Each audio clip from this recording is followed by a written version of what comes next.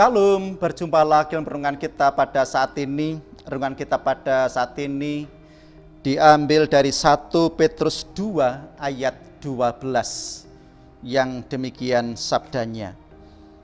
Milikilah cara hidup yang baik di tengah-tengah bangsa-bangsa bukan Yahudi, supaya apabila mereka memfitnah kamu sebagai orang durjana, mereka dapat melihatnya dari perbuatan-perbuatanmu yang baik dan memuliakan Allah pada hari Ia melawat mereka. Yang berbahagia ialah setiap orang yang mendengarkan firman Tuhan dan yang melakukan di dalam kehidupannya. Tema kita pada saat ini, hidup yang baik. Bapak Ibu Saudara yang dikasihi Tuhan, kehidupan kita bersama-sama mengupayakan untuk hidup yang baik. Itu yang perlu kita lakukan di dalam kehidupan kita bersama-sama. Sehingga ada namanya yang pelajaran etika. Etika bagaimana kehidupan soal sopan santun yang baik,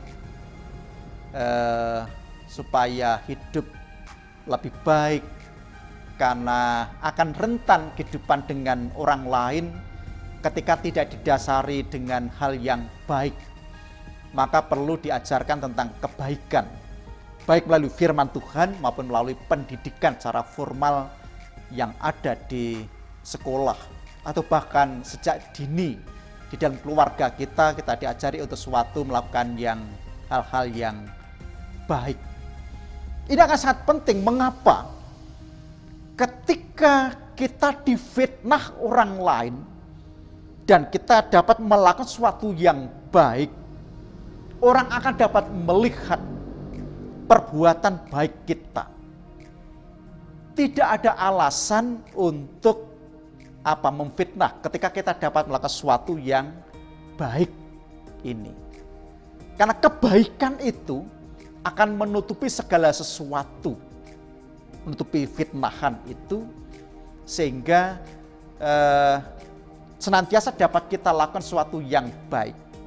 Atau dapat kita katakan, selama kita berjalan di atas rel, lakukanlah sesuatu yang baik.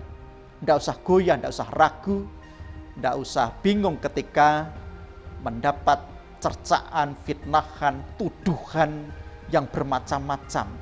Karena Tuhan yang melihat, Tuhan yang melakukan sesuatu yang baik, yang mengajarkan dan yang dapat kita lakukan. Sehingga dengan demikian kita dapat menunjukkan kesaksian kehidupan kita sesuatu yang baik, sehingga orang lain pun akan dapat mengerti, memahami bahwa kita orang-orang yang dipakai oleh Tuhan untuk melakukan kebaikan, bahkan pengajaran di dalam kehidupan hal yang baik. Amin. Mari kita berdoa. Ya Tuhan, terima kasih atas kebaikan Tuhan di dalam kehidupan kami semua, dan mampukan kami semua untuk juga dapat melakukan sesuatu yang baik, yang berguna bagi sesama. Kami serahkan kehidupan kami secara totalitas ke dalam tangan kuasa Tuhan. Ampuni segala dosa dan kesalahan kami. Di dalam Tuhan Yesus Kristus kami datang berdoa dan mengucap syukur. Amin. Sampai jumpa lagi, salam sehat selalu dan tetap semangat. Tuhan Yesus memberkati.